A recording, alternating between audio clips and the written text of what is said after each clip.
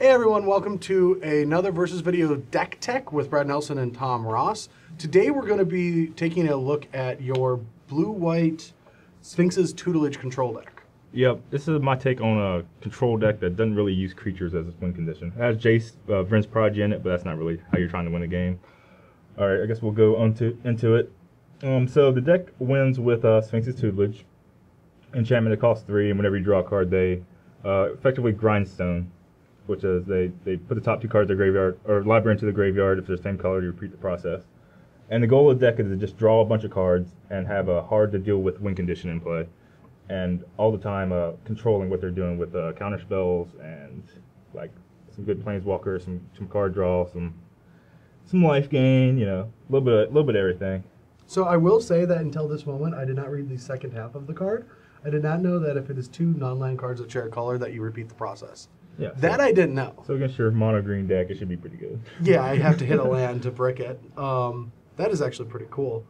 But yeah, like I see that it is just a pretty generic blue-white control deck that we've seen Jim Davis play a lot with, like just counter spells. Instead of Dig Through Time, we have Treasure Cruise though, and is that a consideration for the Archive and the Tutelage? Yeah, absolutely.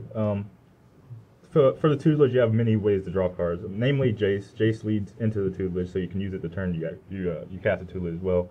You have a little small things, of course the Treasure Cruise, and like half of Ojai's command for the most part. Then you have the Archive. It really accelerates your like Sphinx's Tutelage, Treasure Cruise like Archive draws. Mm-hmm. You can really be explosive. Might you get their whole deck in one turn. But the real payoff is when you ultimate this Ugin and have his Archive out. And you draw 14, game 14.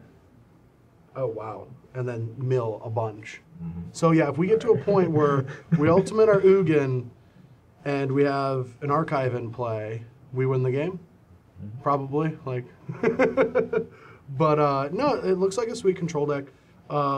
It all hinges on if Sphinx's Tutelage is good. And now, I live with you. I've seen this process before. You theorize a bunch with your decks, and then a lot of that comes true. However, I'm pretty weary of this card. Like, I don't think in this format a card like this is gonna be that great. In my opinion, any deck that plays Jamoke's Command has an actual game 1 target, whereas usually the card is just dead. Same with Banishing Light. So I'll see what it feels like. I won't be destroying it in this video, for example. I'm just gonna be jamming spells against you, but yeah, this deck might be soft to beat down, but hopefully Clash of Wills kind of fills that turn 2 role that the deck didn't have before. Before you had to play Silumgar Scorn, and you had to morph your deck into a dragon deck to even have a 2-mana counterspell. Mm-hmm. But that should give you a good relevant turn 2 play. The deck has some life gain elements. It has 8 gain life lands, so I could take a couple beats before getting into like end hostilities mana against the fast decks. Mm-hmm. But I don't know. We'll see. Maybe it needs some more elements of the combat beatdown, but for our video, I think it should be all right. Oh yeah, we're here to test new cards. You're playing 14 of them, which is a pretty high number since the set already has 7 sets in it before Origins came out. So, I mean, I'm interested. I'm not going to, talk too much smack about Sphinx's Tutelage because I don't want to eat those words at the end of this video. Mm-hmm. But yeah, we'll see how well it goes. Let's take a quick look at the sideboard because there is a card in there that I don't have any faith in that you like. But yeah, that's my first matchup.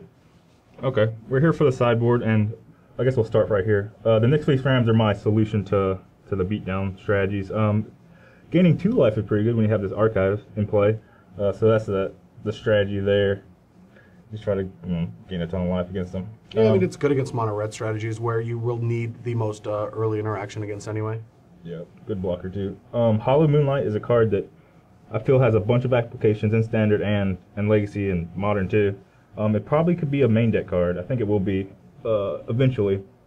The idea of leaving up, say, Hollow Moonlight and like Clashes of Wills on turn 2 or turn 3 against somebody that might play like Whirling Outburst, where you want to play this instead of counter the spell outright.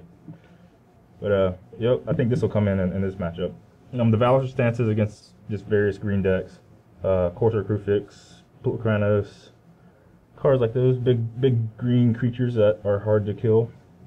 Another end hostilities for creature decks, whatever it is swarms the board. Dragon Lord Ojai. Sometimes you might want to switch gears. They might bring in a ton of things to combat your Sphinx's tutelage, and you just can't win through that means. So you just need a way to, catch them by surprise, win on different axes. And the card that Brad was talking about that won't come in this matchup is Talented the Telepath, which is a 4-mana sorcery that I look at their top bunch, 7 cards, and copy one of their spells. And that's their sorcery. And with Spellmaster, you get 2 of them. Yeah. So it's very much like back in the old days where you had like bribery effects and stuff like that. Like right now we have, what's it called? The 6-mana sorcery that searches your top X amount of cards for a creature. See the Unwritten? Yeah, See the Unwritten, whereas this is like the reverse of that, and you get to take your opponent's cards. But Wizards has been shying away from search effects, which even seeing the Bellowing Behemoth or whatever it's called from the set is pretty interesting, because it is a shuffle effect.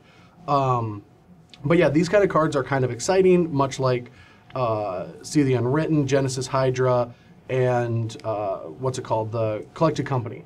Like a lot of like exciting, like let's see what happens. They'll never be busted cards because there's always the fail rate of just not seeing any spells. Right. But they are exciting Magic cards. So I do like that Wizards is printing a lot of these types of effects just to keep the excitement of, let's spin the wheel, see what happens. And I don't know where it's going to be good because most control mirrors are based around like threats you can't get off of this card and counter Magic.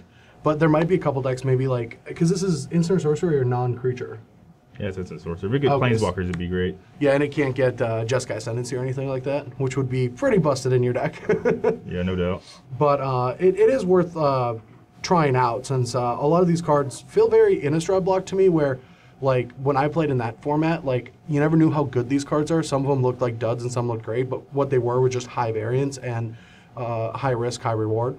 So this feels very similar to that, along with a lot of cards like Hollowed Moonlight and everything else from Origins. Yeah, it seems very swingy. It could be good, it could be bad.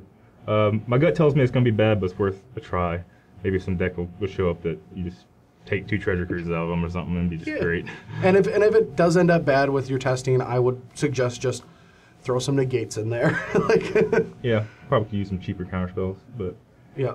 But yeah, I mean, deck looks really cool and interesting, and it's definitely a unique take, which you constantly are doing in Magic. I don't know if you're just a crazy person or see things that I can't see, but probably both. Probably both, and I know my wheelhouse. My wheelhouse is big green creatures that are going to attack, and that's what I'm going to try to do today. But yeah, let's get into the video.